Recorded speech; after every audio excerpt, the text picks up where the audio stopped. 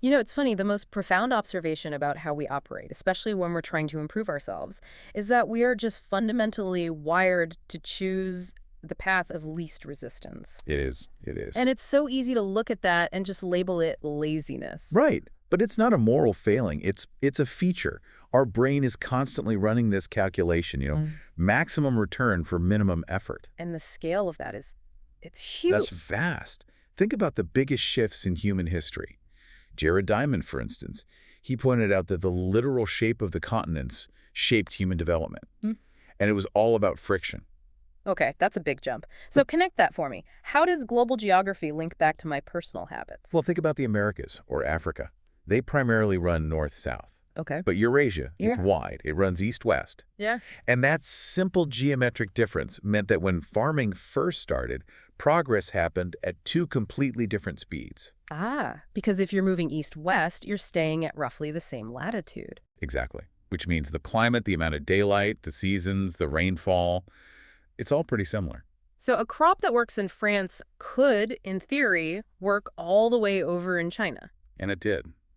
Early farmers could take the exact same grain with the same know-how and spread it right across the continent. The path just had very little environmental friction. But going north-south, that's a whole different story, a massive friction zone. A huge one. You can't grow corn from Mexico up in Canada. The climate just shifts too radically. So they'd have to start all over again, find new plants, domesticate them. Every single time. And that friction, that constant need to reinvent the wheel, meant that agriculture and all the technology and population growth that came with it spread 2 to 3 times faster across Eurasia. A small difference that compounded over millennia into these massive global disparities. The path of least effort was literally built into the land. Wow. So if the shape of the Earth dictates the rise of entire civilizations, we have to ask, is the layout of our kitchen counter dictating our personal failures? That is the perfect question. Because when we bring this huge idea down to our daily lives, Yeah. we just cling to this old wisdom that motivation is everything. Right. If you really wanted it, you'd just do it. Yeah, the whole white knuckle approach. Yeah. But that completely ignores the brain's energy economy. The brain is the ultimate penny pincher. It absolutely is. Yeah. If there's an easier route to the same outcome, the brain will take it every single time. We should really be thinking about something called activation energy. Okay. So what's that? It's just the initial oomph you need to get started. Yeah. When we set a goal like, I'm going to do 100 push-ups a day, the activation energy is enormous. Your brain just screams, abort, too expensive. But if you say, I'm going to do 1 push-up, The activation energy is basically zero.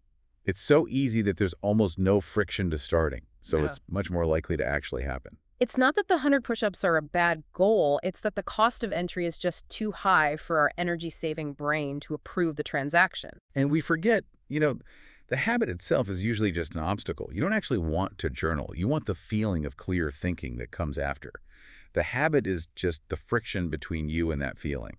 Okay, but I can hear people pushing back on this. I mean, we are capable of incredible effort. People climb Everest, they raise kids. Of course, we can do incredibly hard things, but your consistency isn't determined by how you perform on your best day. It's determined by your worst day. Exactly.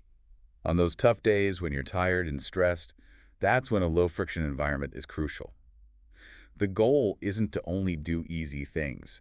It's to make the right things as easy as possible in that moment. So you're not fighting a battle on 2 fronts. You're not fighting your own low energy in a difficult environment. Right. You're letting your stronger self emerge without all that resistance. So we need to stop trying to just crank up our willpower, which we know is a finite resource, and start redesigning the world around us. I like to think of it like a bent hose.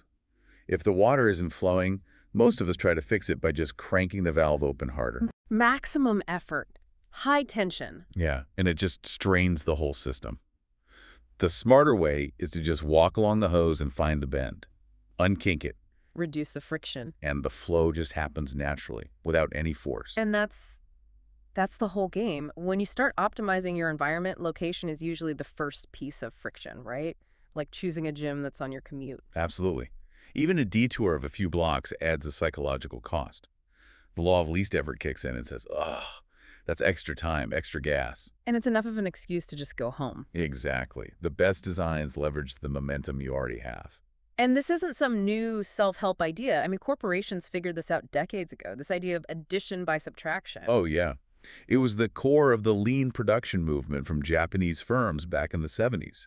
They became obsessed with eliminating all forms of waste, or muda. And that included wasted motion. Wasted effort. They would literally redesign workspaces so a worker didn't have to walk 10 feet for a tool or even, like, twist their wrist in an inefficient way. Just tiny, tiny movements. Tiny movements. But the results were staggering. In 1974, an American TV was 5 times more likely to need a repair call than a Japanese one. Wow. And that huge difference in quality and customer loyalty came directly from just subtracting tiny bits of wasted effort. They added revenue by removing friction.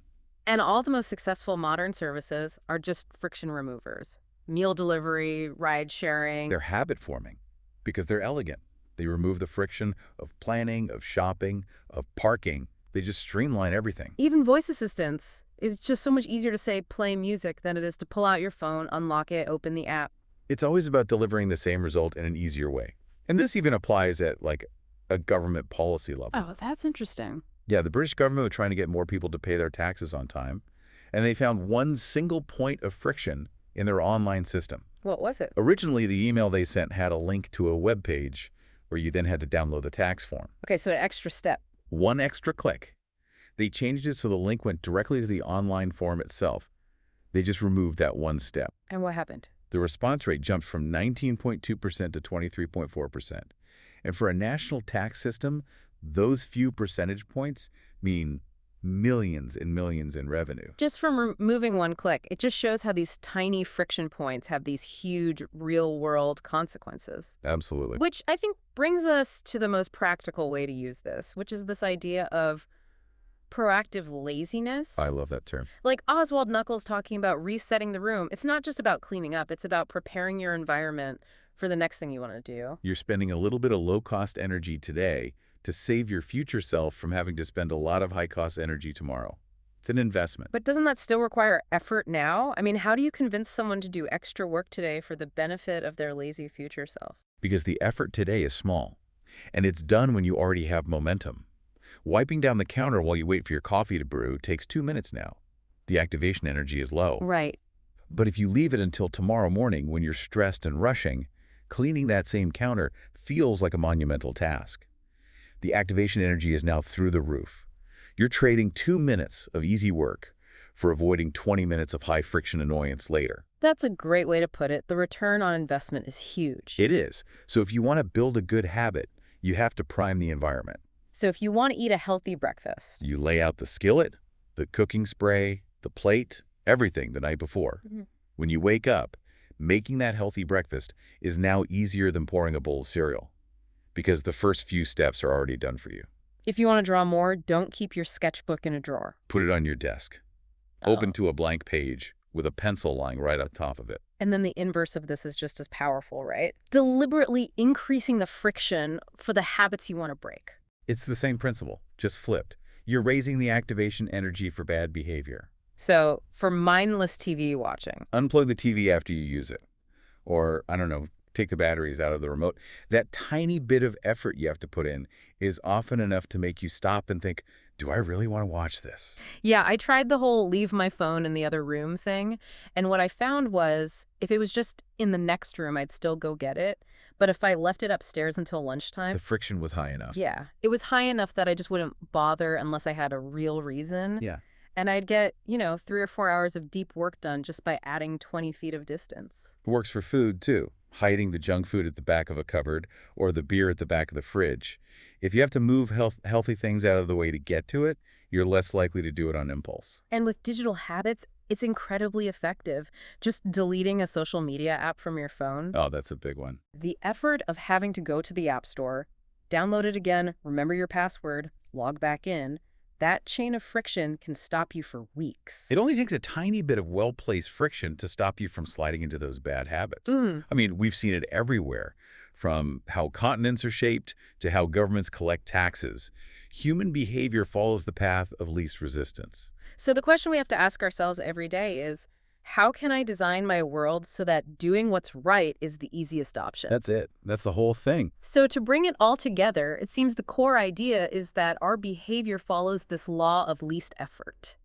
So we should just stop trying to pump up our willpower. It's a losing battle. Instead, we should focus on the environment, reduce the friction for good habits until they're effortless, and increase the friction for bad habits until they're a pain. And what's really powerful is the cumulative effect of that. Yeah. If a tiny corporate change leads to huge gains in product quality, or one less click brings in millions in revenue, just imagine the compounding effect on your own life. Right. From making dozens of your daily actions just 10 seconds easier or 10 seconds harder. That's really the difference between a life that feels like a constant uphill battle and one that's actually designed for flow.